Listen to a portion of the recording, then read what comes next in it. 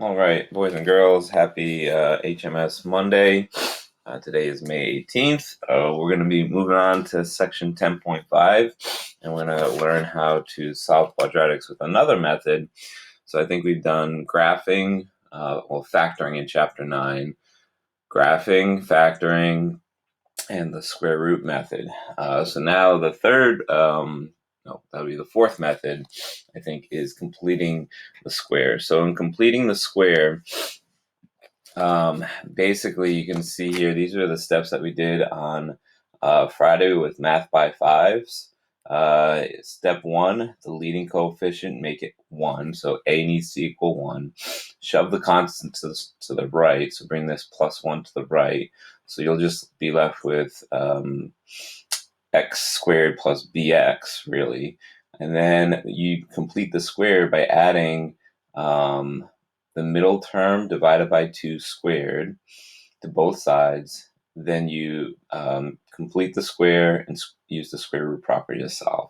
So let's go through this in our reference notes today. And we'll do some checkpoints, and so we'll see how long today's Monday's video takes up of your 1 hour of work here on Monday and Tuesday. So here goes. Let's start with, again, kind of where we left off in the last section here. Kind of looked like this. So how can I say this? So when we were doing solving by square roots, right, it had to be, you were, at the end, you had to just have, like, you could have, like, x squared plus minus, 16 equals 0 or something. It was just, you had to have only an x squared in the quadratic. The square root method didn't work if you had the bx term. So here's one of the methods to solve when you have an x squared and the bx term. So what you do is you want to use the fact that if you can change it into a perfect square trinomial, thinking back to factoring, then you can, so there's two perfect square trinomial types where you have a squared plus 2ab plus b squared, or the minus plus version of the perfect square trinomial. So remember, when we were factoring, we just take the square root of this, and it would be a plus b squared. Same thing here when we were factoring. It had to be a minus plus, not a plus minus. You would square root, and it'd be a minus b squared. So if you can make it a perfect square trinomial, what you can do is square root both sides, because you'll have this equal to something. Maybe this is equal to 10 or something. And so you'd square root, well, that would just be 0. And what you can do then is now you can use the square root property and solve using that. So this is our format of the quadratic equation. And again, we're going to do it so that a is equal to 1.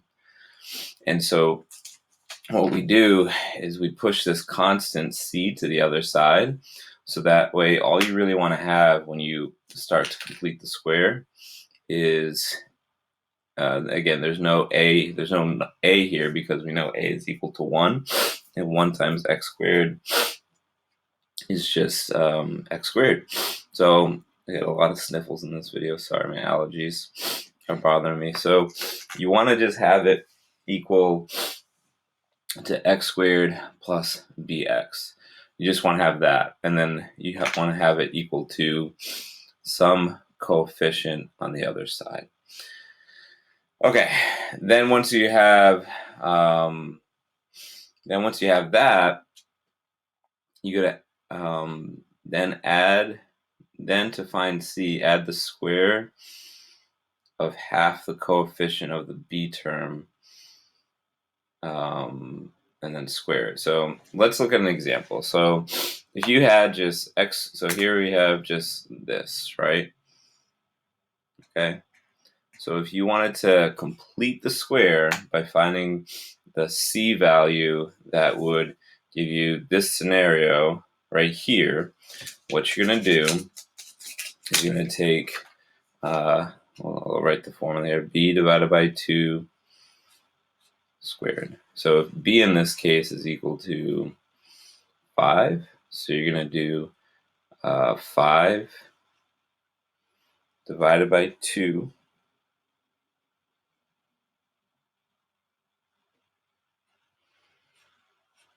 squared. Okay, so 5 divided by 2 squared.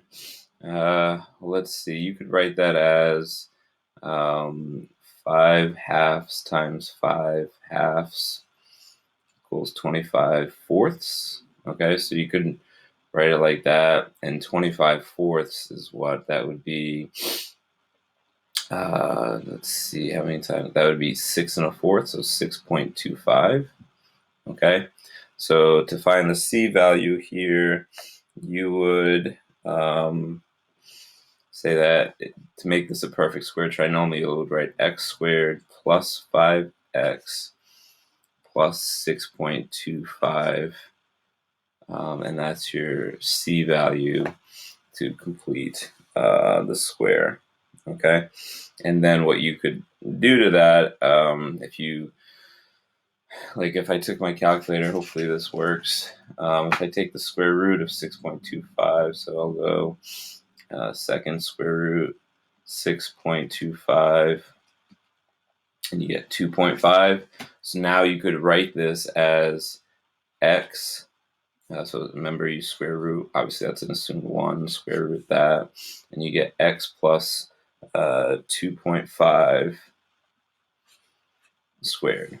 And again, right now we're not actually solving, we're not finding we're not solving the quadratic, we're just teaching how you would complete this square. So you could then change, if you added 6.25 to both sides, you would make this turn into this perfect square trinomial, which could then be factored to x plus 2.5 squared. Don't know why I chose an example that came out to a decimal, but it is what it is. All right, so let's move on to the next page here.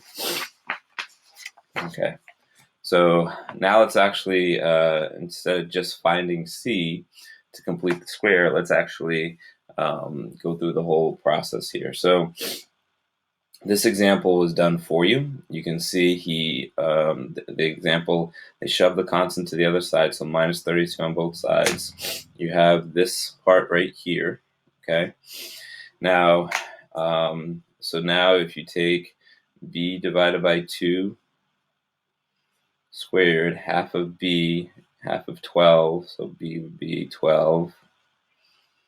So half of 12 is 6, so 12 divided by 2 squared is 6 squared, which is 36. So you can see if you add, so what's happening here is you add 36 to both sides, right? And then you're left with 36 there, and that's positive 4. And then you're left with, now this is beautiful because 4 is also a perfect square root.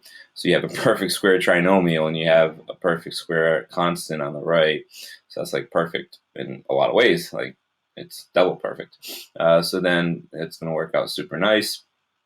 This becomes square root of 1, square root of 36. It's x plus 6 squared equals the square root of 4.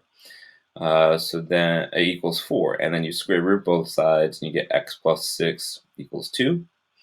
And you get, then the negative version of that would be x plus 6 equals negative 2 right here, just like we did last week when we had these scenarios, and you're just left with negative 4 and negative 6. And just to prove to you that works, I guess we'll do it for Desmos here. Let's just show that here. So this actually works out nice. You can see both screens at the same time. So if I put that in, x squared plus 12x plus 32. See what that parabola looks like. And there's our solutions.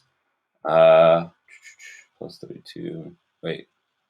Negative 8.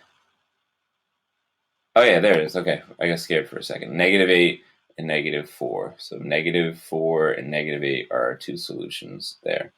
Okay, so let's go back and try some more examples here. And definitely, this is going to start, we're introduced in the lesson here, so it's going to be a long video. So when we get to the checkpoints, definitely pause this and try some work. But we'll try to go a little quick here. So constants already to the right. Okay, we got this. All right, so I know I see this is going to end up being, this is a minus, so I know it's going to be a minus plus perfect square trinomial. So I'm going to just do b divided by 2 squared is -16 divided by 2 squared, which is -8 squared, which is 64. So I'm going to end up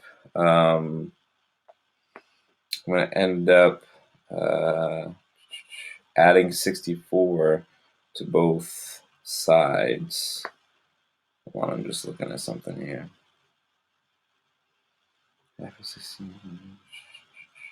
That work from last year looks different. Why did I use 49? I don't know. I'm going to try it this way. So I'm going to add 64 to both sides, plus 64, plus 64, x squared minus 16x, and then 64 minus 15 is 49. So this is plus 64 equals 49. Okay, I think we're getting a double perfect scenario here, a perfect square trinomial and a perfect square constant on the outside. So this might work out good. So I'm left with, when I factor this is just going to be x minus 8 squared equals 49. Yeah, this is working. And then I square root. I'm left with x minus 8 equals plus or minus 7. So my solutions are going to be x minus 8 equals 7, x minus 8 equals -7. So my solutions are, if I add 8 to both sides, 15, or I shouldn't say or, but and, really, and 1. And 1. Sorry if you play basketball. And 1. So I just 15 and 1 for example B. All right, example C. Here goes nothing. I'm going to shove this to the right, plus 8, 2x squared plus 20x equals 8. Now, I don't have my constant equal to 1. So I'm going to divide each side, everything by 2 to make this a 1. So divide everything by 2. So I think I probably will have you watch the second example of math by 5, because that's what he does. So now I'm left with x squared plus 10x equals 4. All right, so now I have this scenario that I need to start completing the square. So b divided by 2 squared, in this case, is 10 divided by 2 is 5, and 5 squared is 25. So now I'm going to plus 25 to both sides, complete the square. I'm left with x squared plus 10x plus 25 equals 29. Now I don't have a perfect square. I don't have two perfects. I have a perfect square trinomial, but that 29 is not a perfect square, so it's not going to come out to a nice integer number or number solutions. Okay, so now when I factor this is x, it's a plus 5 squared equals 29, square root, x plus 5 equals square root of 29 is 5.4, we'll say. So plus or minus 5.4. I'm running out of room at the bottom here, so I'm just going to show it. I'm not going to separate it into two equations. So minus 5 on both sides. I'm left with x equals 5.4 minus 5 is 0.4. And then negative 5.5 minus 5 and negative 10.4. So your solutions are negative 10.4 and 0.4.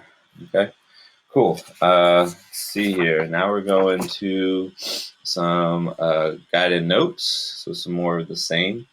So let's see here. I want to skip this middle section here. That's kind of important. So completing the square. In words, to complete the square for the expression x squared plus bx, add the middle term half. Oh, my daughter's waking up. Half the middle term squared. Okay, to the bx term. And an algebra way to write that is add b divided by 2 squared to both sides, basically. Okay, so some of your practice questions today are just going to have you complete the square or find the c value. So find the value of c that makes this expression a perfect square trinomial. Then write the expression as a square binomial. Okay, so here we go. We're going to take, so here's what we're doing. I'm going to take negative 5. Why the heck are we dealing with? It's the same thing as before. Why are we dealing with a fraction here? So if you take negative 5, half of that is 2.5 and 2.5. So negative 2.5. What the heck is that? Sorry. Negative 2.5 squared. So this would actually come out to 6.25 again.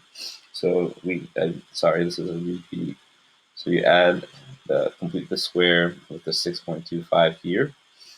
So now you factor that, and you're left with x minus, it's a minus plus here, 2.5 squared. So yeah, I don't know. If they're gonna do that, they probably should. I don't know why we're using examples that to start off with that turn into fractions, but okay.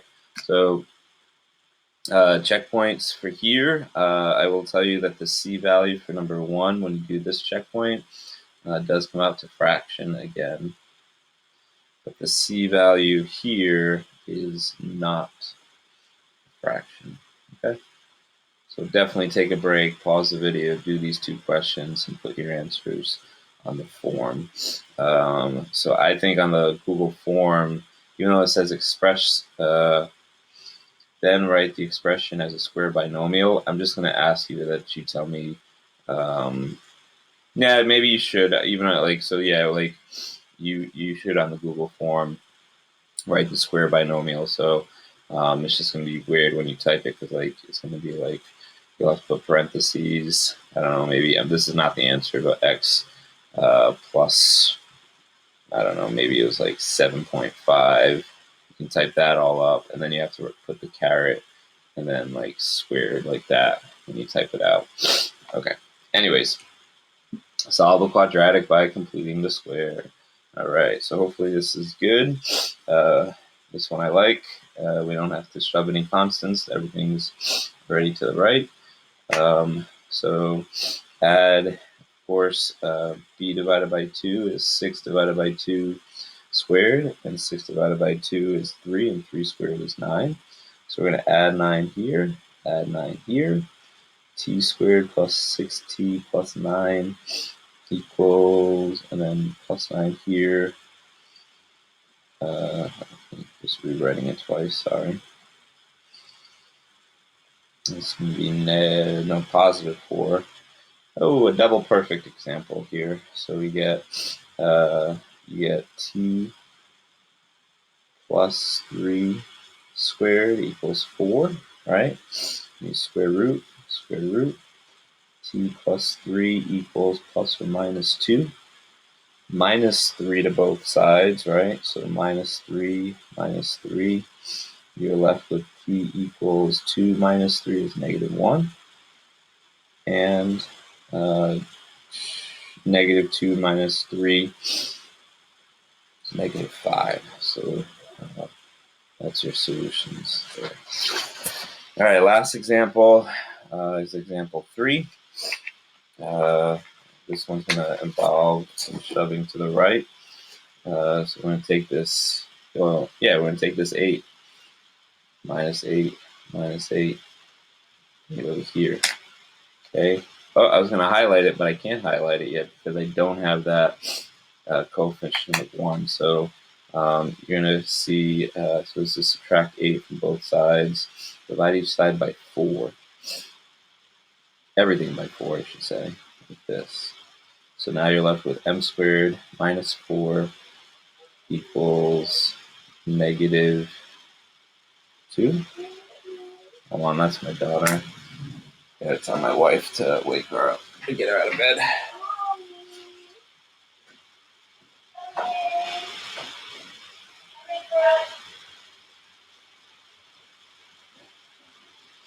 Okay, she got it. Sorry, the monitor is in here so that you could hear her. Okay, so this is negative 2. Now we get the scenario I want. I see that's a minus, so I know it's going to be a minus plus perfect square trinomial. So negative 2 divided by 2 squared is going to be negative 1 squared, which is just, so it looks like I'm just going to add, wait, hold up, my bad. The middle term is negative 4, the b term is negative 4 divided by 2. So negative 4 divided by 2 is negative 2, negative 2 squared is 4, so I'm going to add 4 to both sides. So now I'm left with, let's see how I'll write this, m squared minus 4m plus 4 equals 2. Okay, perfect square, not a perfect square. So now I'm left with, go here, and then this is going to be m minus 2 squared, and this is going to be 2, square root, bring it off here to the sides, so I'm left with m minus 2 equals square root of 2 is plus or minus 1.4. So now I can write that as m minus 2 equals 1.4, or m minus 2 equals negative 1.4. Solve that. So my answers are going to be 3.4 if I add 2 to both sides here. Or if I add 2 to this, it would be 0. 0.6 for my two solutions. So there are my solutions there. It has the squiggly because when you have an irrational number, these are approximate answers. All right, checkpoints 3 and 4.